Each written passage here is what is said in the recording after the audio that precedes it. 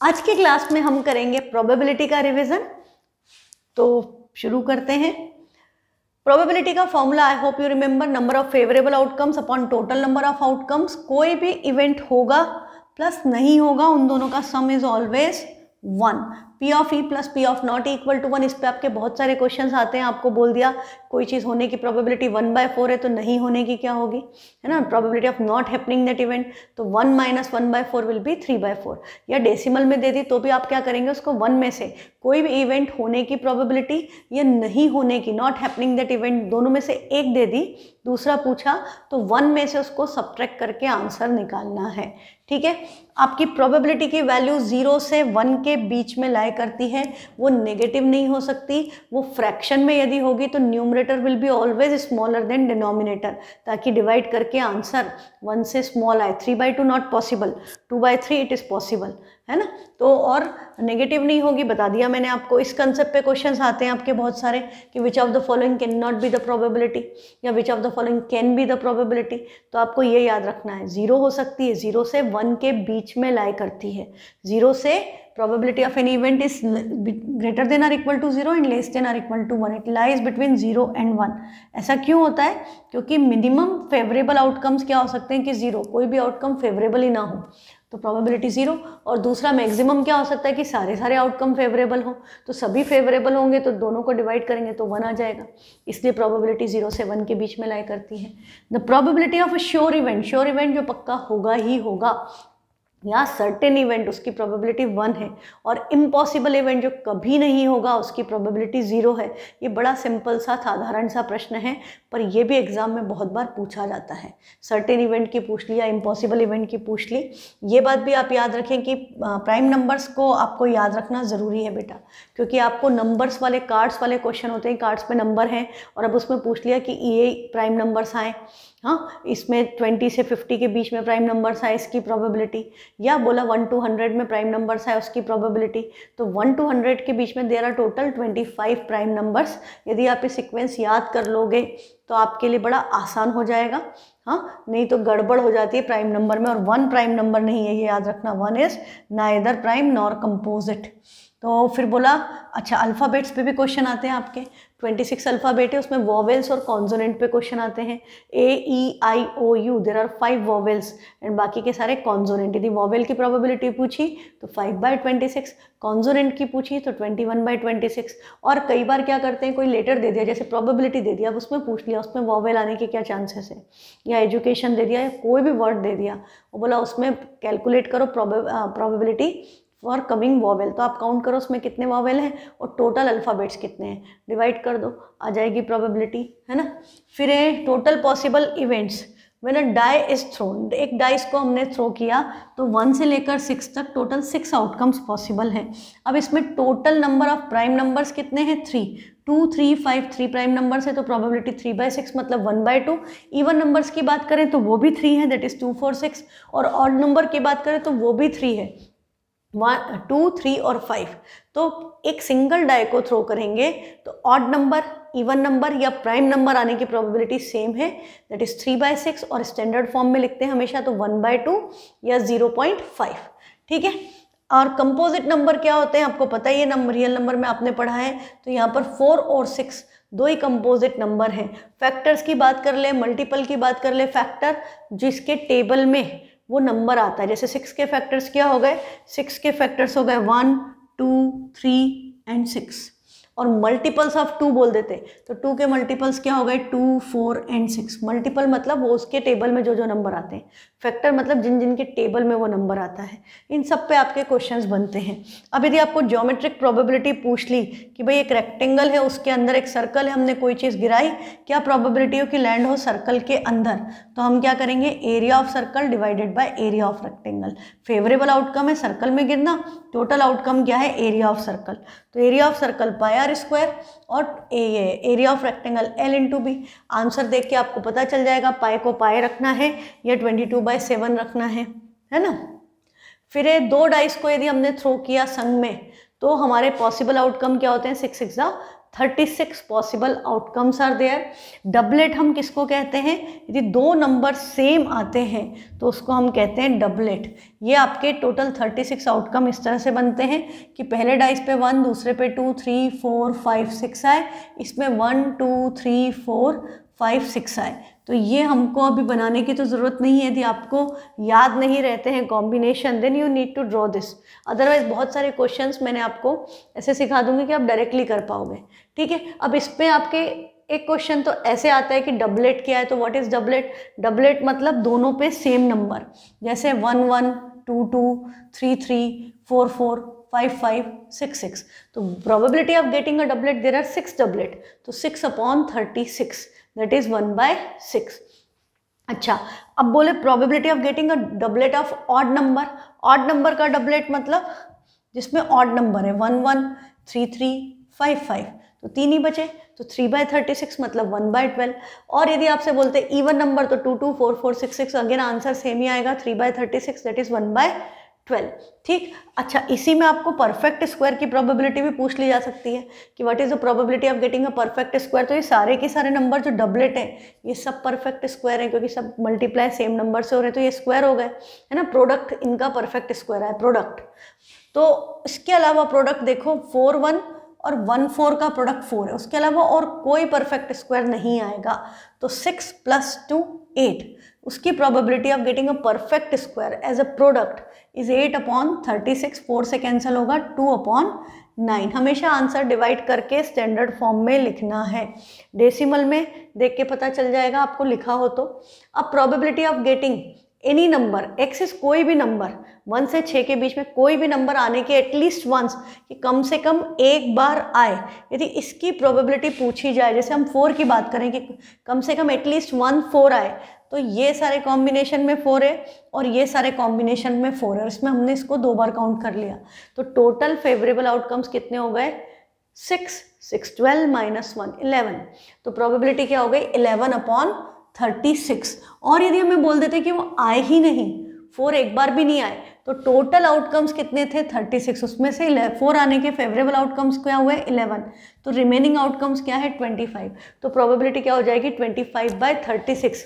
Same applies, यदि 5 के लिए बोले तो भी आंसर्स यही आएंगे। कोई सा भी नंबर 1 से 6 के बीच में कोई भी नंबर बोल दिया जाए कि एटलीस्ट 1 आए, तो उसकी प्रोबेबिलिटी 11/36, और आए ही नहीं, इसकी प्रोबेबिलिटी 25/36। एनसीईआरटी का क्वेश्चन है, इसमें गलती बिल्कुल एक्सेप्टेबल नहीं है। हाँ, एनसीईआरटी में गलती होनी नहीं चाहिए। अब सम ऑफ 2 नंबर्स, मतलब दोनों डाइस पे जो नंबर आए हम उनका सम निकालें, तो हम सम का ही, यदि हमारे बहुत सारे क्वेश्चन सम पे बेस्ड हो तो हम सम की टेबल बना सकते हैं। मिनिमम सम आएगा 2, मैक्सिमम सम इज 12, बाकी सब इसके बीच में।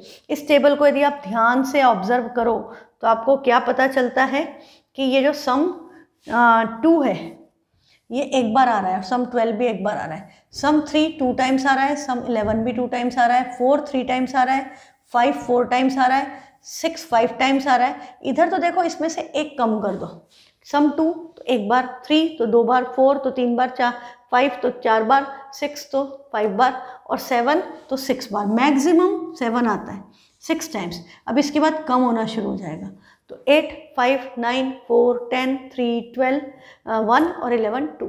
ठीक है, तो ये आपको यदि कंसेप्ट समझ में आया तो हम इसको ऐसे याद रख सकते हैं कि सम 2 या 12 एक बार आएगा।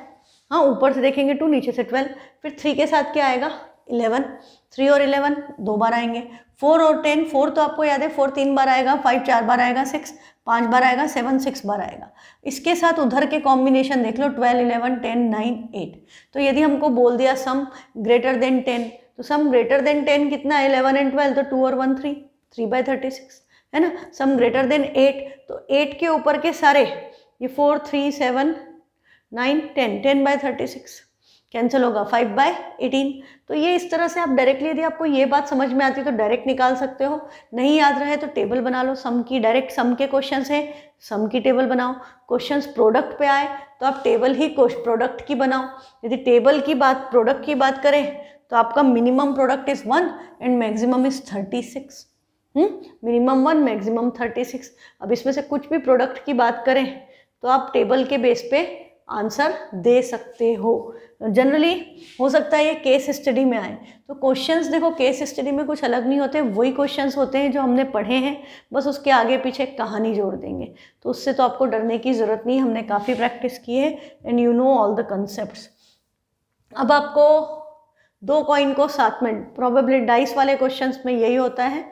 हाँ, अब आपको यदि बोला कि कॉइन्स को टॉस किया, तो यदि हम 2 कॉइन को संग में टॉस करें या 1 कॉइन को 2 बार टॉस करें, probable outcomes are same, that is 4 head head, head tail, tail head, tail tail. यदि हमने 3 कॉइन को संग में टॉस किया या 1 कॉइन को 3 टाइम्स टॉस किया, there will be 8 possible outcomes. मैंने ये लिखने का तरीका भी आपको बताया था कि आपके 2 का तो आपको याद है ना, head head, head tail, tail head और टेल टेल। इसको 2 बार लिख लो, head head, head tail, tail head और टेल टेल। एक बार इन चारों के आगे H लगा दो, एक बार इन चारों के आगे T लगा दो, आपके सारे 8 आउटकम बन गए। कोई मिस भी नहीं होगा, कोई डबल भी नहीं लिखा जाएगा, है ना। ये सिंपल कंसेप्ट है। अब इसमें यदि आपसे पूछते हैं प्रोबेबिलिटी ऑफ गेटिंग एटलीस्ट, तो एटलीस्ट क्या होता है, ग्रेटर देन और इक्वल टू। तो यदि बोला एटलीस्ट 1 हेड, तो एटलीस्ट 1 हेड मतलब ये भी चलेगा, 2 हेड भी चलेगा, 3 हेड भी चलेगा। क्या नहीं चलेगा, जिसमें हेड ही ना हो, that is 3 tails is not acceptable, बाकी सारे केस चलेंगे। तो प्रोबेबिलिटी क्या हो गई, 7/8। उसकी बजाय बोला होता एट मोस्ट 1 हेड, ज़्यादा से ज़्यादा 1 हेड। तो उस केस में ज़्यादा से ज़्यादा 1 हेड बोला होता तो हमारे एक्सेप्टेबल केसेस होते 2 भी नहीं चलता, 3 भी नहीं चलता, 1 चलेगा, और जिसमें हेड ही नहीं हो वो भी चलेगा। तब हमारा आंसर क्या होता, एक ये चलेगा एक्सेप्टेबल है, एक ये एक्सेप्टेबल है और 2 ये एक्सेप्टेबल है। तो प्रोबेबिलिटी 4/8 मतलब 1/2 या 0.5। ठीक है, तो एटलीस्ट एटमोस्ट का कंसेप्ट याद रखें। एटमोस्ट मतलब less than or equal to and at least मतलब greater than or equal to. ठीक है, ये इस पे बहुत सारे क्वेश्चंस बनते हैं। अब आपका जैसे कॉइन का है, आपको बोल दिया 2 कॉइन को टॉस किया, probability of getting at least 1 head. हाँ, एटलीस्ट 1 हेड। अच्छा, जो आंसर हेड के लिए आएगा वही टेल के लिए आएगा। यदि हम एटलीस्ट 1 हेड निकाल रहे तो एटलीस्ट 1 टेल का आंसर भी सेम आता। यदि हमने एटमोस्ट 2 हेड निकाला तो एटमोस्ट 2 टेल्स का आंसर भी सेम आएगा। जस्ट चेंज द पोजीशन, उनकी चेंज हो जाएगी, फेवरेबल आउटकम्स चेंज हो जाएंगे, पर आंसर विल बी सेम। तो एटलीस्ट 1 हेड बोला तो 2 कॉइन है, तो 1 हेड आपका 2 ही बार आएगा, head tail, tail head, tail tail और हेड हेड। एटलीस्ट 1 हेड बोला है तो ये 3 केस चलेंगे। तो प्रोबेबिलिटी क्या हो गई, 3/4। Head on both only 1 case, 1/4। 2 heads is same as head on both. हाँ, या बोल दे कि सेम रिजल्ट एवरी टाइम, मतलब हेड हेड, हेड हेड, है ना, टेल टेल, ये होता है। एटमोस्ट 2 हेड्स, ज़्यादा से ज़्यादा 2 हेड, तो 2 हेड इसमें एक ही है। हाँ, ज़्यादा से ज़्यादा 2 हेड मतलब सारे की सारे चलेंगे। एटमोस्ट 2 हेड्स, तो no head is also acceptable and 1 head is also acceptable. ज़्यादा से ज़्यादा 2 हेड से ज़्यादा 2 में होते ही नहीं। तो आंसर क्या आएगा, 4/4, that is 1, that will be a sure event. हाँ, तो ये बात ध्यान रखना। फिर आपका क्वेश्चन होता है बेटा उस पर एक आउट ऑफ मतलब लीप ईयर या नॉन लीप ईयर दे दिया और बोल दिया क्या प्रोबेबिलिटी कि उसमें 53 संडे हो या मंडे हो या फ्राइडे हो, कोई सा भी डे 53 बार आने की प्रोबेबिलिटी। तो 52 वीक्स में आपका यदि नॉर्मल ईयर है तो 52 वीक्स है और 1 डे है नॉन लीप ईयर में, तो वो 1 day out of 7 days, Monday to Saturday कोई सा भी हो सकता है, मंडे टू संडे कोई भी डे हो सकता है। तो 53 होने की प्रोबेबिलिटी क्या होगी, 1/7। And if it is a leap year है तो आपके पास 2 दिन एक्स्ट्रा बचे। हाँ, 2 दिन एक्स्ट्रा बचे तो उसकी प्रोबेबिलिटी क्या हो जाएगी, 2/7, क्योंकि आज संडे है तो कल मंडे, मंडे है तो ट्यूसडे, ट्यूसडे है तो वेंसडे, कॉम्बिनेशन 7 बनेंगे। पर देखिए मंडे पे फोकस करें तो 2 बार आ रहा है। तो out of the 7 probable combinations that particular combination will occur 2 times. कोई सा भी डे बोला हो, हाँ, ऐसे Tuesday, Wednesday, Wednesday, Thursday, Thursday, Friday, Friday, Saturday, Saturday, Sunday, Sunday, Sunday 2 बार, सैटरडे, सैटरडे 2 बार, हर आउटकम 2 बार आएगा। तो लीप ईयर में प्रोबेबिलिटी 53 कोई सा भी डे होने की होगी 2/7 और 52 बार तो सभी आते हैं, ऐसा पूछ ले 52 तो प्रोबेबिलिटी क्या हो गई 1।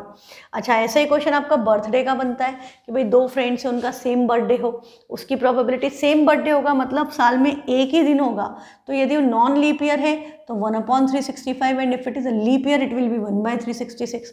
और बोला डिफरेंट बर्थडे, तो डिफरेंट बर्थडे तो वो एक दिन माइनस कर दें तो 364/365 और लीप ईयर है तो 365/366 आएगा।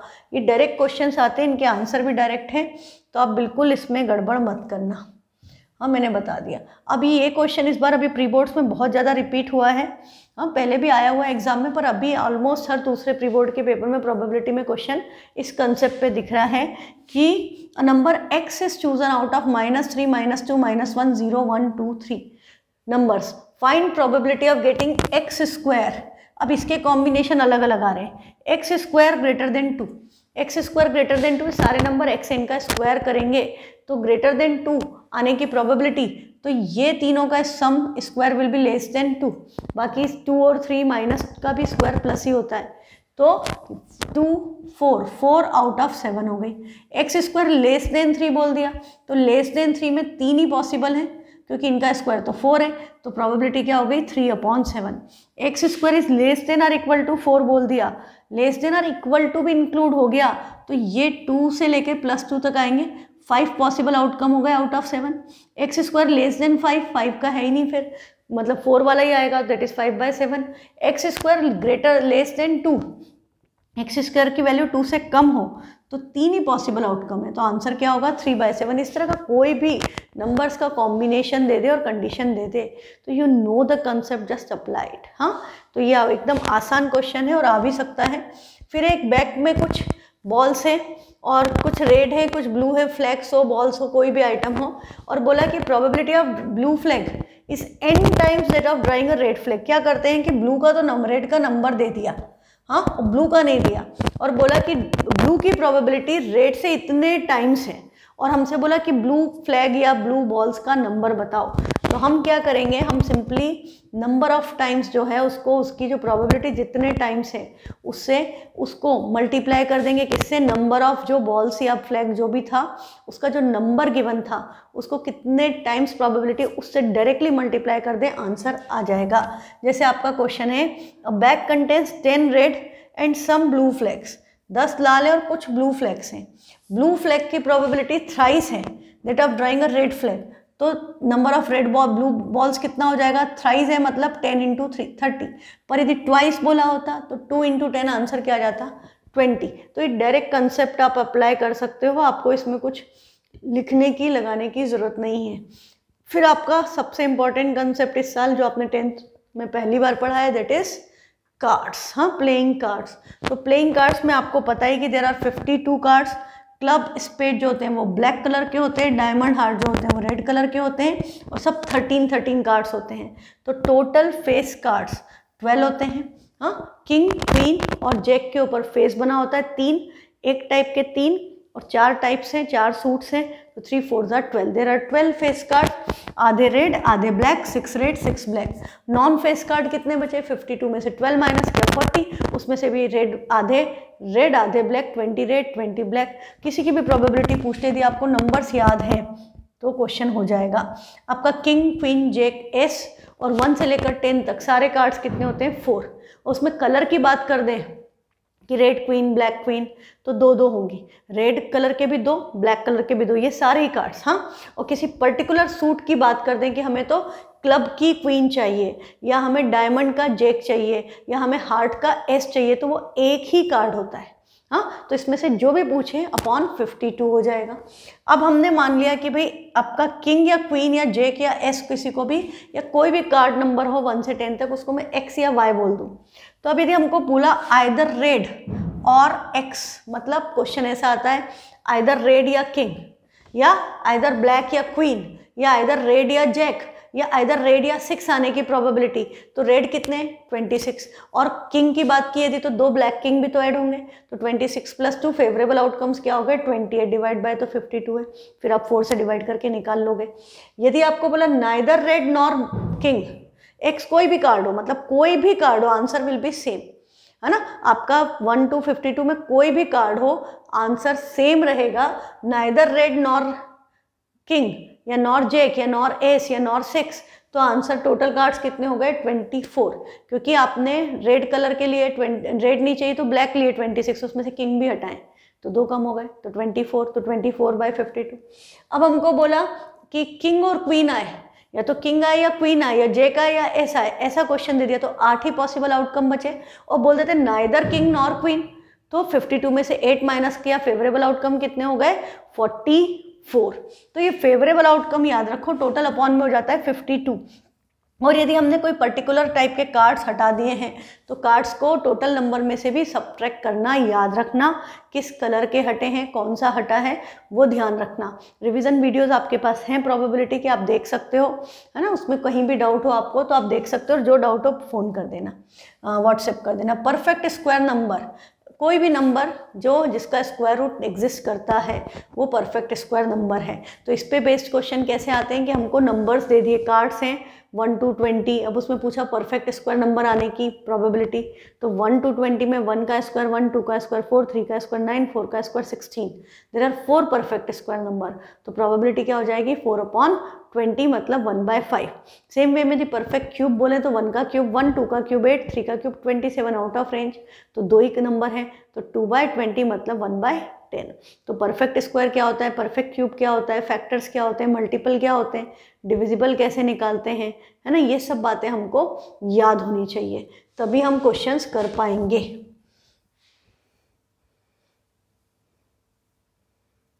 ठीक है, क्वेश्चंस तो मैंने सारे करवा दिए हैं आपको, मुझे एक कंसेप्ट और बताना था, क्या, वो वाला, यदि हमको बोल दिया कि यदि हमको बोला कि 1 से 50 तक कार्ड्स हैं, तो टोटल कार्ड्स कितने हुए 50 माइनस 1 49 नहीं, 1 से 50 तक यदि हम 1 to 50 दोनों इंक्लूडेड है तो 1 के प्रीडिसेसर माइनस होगा, तो 50 कार्ड्स हुए। ये 1 to 50 तो फिर भी ठीक है, ऐसा दे देते हैं 3 to 50 या 3 to सम अदर नंबर, तो कार्ड्स कितने हुए, तो 50 में से 3 माइनस करके 47 नहीं करेंगे, 3 के पहले क्या आता है 2, तो 50 भी इंक्लूडेड है 3 भी इंक्लूडेड है, तो इसमें से 2 माइनस करेंगे इसका प्रीडिसेसर, तो टोटल कार्ड्स कितने हो गए 48। पर इधर में बोलते हैं बिटवीन 3 and 50, तो हम इसको 48 नहीं होते, फिर हम 3 की बजाय 4 माइनस करते हैं, तो आउटकम कितने होते हैं 46 फेवरेबल आउटकम। यदि इन बिटवीन बोला हो कभी भी कि 1 से 100 के in between, from between 1 and 100 मतलब 1 और 100 इंक्लूडेड नहीं है, तो टोटल आउटकम्स कितने हो गए 98, है ना, और फ्रॉम 1 to 100 बोला है तो टोटल आउटकम्स 100। एक बात ये याद रखें। दूसरी बात, यदि हमें बोल दिया कि 1 से 50 के बीच में कोई भी नंबर है, क्या प्रोबेबिलिटी है कि वो नाइदर डिविजिबल की बात करते हैं, neither divisible by 3 nor by 5, 3 से भी डिवाइड नहीं हो 5 से भी डिवाइड नहीं हो, ऐसा नंबर निकालना 1 to 50 में। तो हम क्या करें, हमारे लिए नॉट डिविजिबल निकालना बड़ा मुश्किल है, पर डिविजिबल निकालना आसान है क्योंकि वो तो टेबल से आ जाएगा। तो 3 से हम 50 को डिवाइड करें तो 17 3 51 होता है, 16 3 48 होता है, सबका 3 सोचने लग जाओ तो आपको क्या पता चला, there are 16 numbers which are divisible by 3। Same way 5 से देखोगे तो there are 10 numbers which are divisible by 5, पर हमें बोला है neither divisible by 3 not divisible by 5, ना 3 से हो ना 5 से हो, तो इनके अलावा नंबर्स चाहिए, और इसमें हमारे कॉमन मल्टीपल भी होंगे, जो 3 5 15 के मल्टीपल्स हैं, इनका प्रोडक्ट 15 के मल्टीपल्स कितने हुए, 15 1 15, 15 2 30, 15 3 45, मतलब there are 3 common multiples in this range. तो हम इनको ऐड करते 16 और 10 26, उसमें से ये 3 माइनस कर देते, तो there are 23 multiples which are divisible, either divisible by 3 और डिविजिबल बाय 5 हो जाते, क्योंकि 2 बार काउंट हो गए ना, 3 में भी हो गए 5 में भी हो गए, इसलिए हमने 15 वाले अलग करके माइनस कर दिया टोटल में से एक बार। तो 23 नंबर है out of 50 which are divisible by 3 और 5, तो neither divisible by 3 nor by 5, तो हम क्या करेंगे 50 में से 23 सब्ट्रैक्ट कर दें, तो 27 numbers are there which are neither divisible by 3 nor divisible by 5। Same way में यदि 7 एंड 3 दे दिया तो 7 के मल्टीपल देखे, 3 के मल्टीपल देखे, और यदि डिविजिबल निकालना है तो भी हमें क्या करना पड़ेगा, 7 3 जा 21, 21 के मल्टीपल्स उसमें से माइनस करना पड़ेंगे। और यदि हमें नाइदर डिविजिबल वाला निकालना है तो भी हमको उसके डिविजिबल निकाल करके टोटल आउटकम्स में से माइनस करना पड़ेंगे। तो ये कंसेप्ट आप याद रखना नंबर्स का। बाकी तो आपको सारी चीज़ें मैंने कराई हुई है प्रोबेबिलिटी में, तो और कोई दिक्कत होगी नहीं। यदि कोई भी प्रॉब्लम है, कोई प्रॉब्लम लगे तो मुझे व्हाट्सएप करो, ठीक है।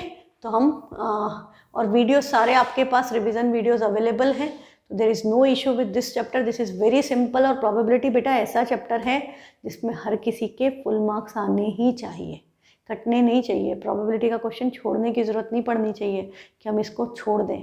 एक आपका क्वेश्चन उस कंसेप्ट पे बहुत आता है, रोटन एक्स वाला। कोई भी चीज़ है, रोटन एप्पल, रोटन एक्स, तो उसमें हमें क्या बोलते हैं, प्रोबेबिलिटी देते हैं out of heap, total number दे देते हैं। तो यदि हमें प्रोबेबिलिटी दे दी और नंबर ऑफ पर्टिकुलर थिंग पूछ लिया तो हम सीधे प्रोबेबिलिटी को नंबर से मल्टीप्लाई कर देंगे, क्योंकि favourable outcome upon total outcome ही तो प्रोबेबिलिटी है। तो यदि हमें प्रोबेबिलिटी पता है और टोटल नंबर ऑफ आउटकम्स पता है तो ये मल्टीप्लाई करने पे नंबर ऑफ फेवरेबल आउटकम्स आ जाएगा ना। तो ये सिंपल सा कंसेप्ट है आपका प्रोबेबिलिटी का। तो प्रैक्टिस करो और फुल मार्क्स लाओ प्रोबेबिलिटी में। Thank you.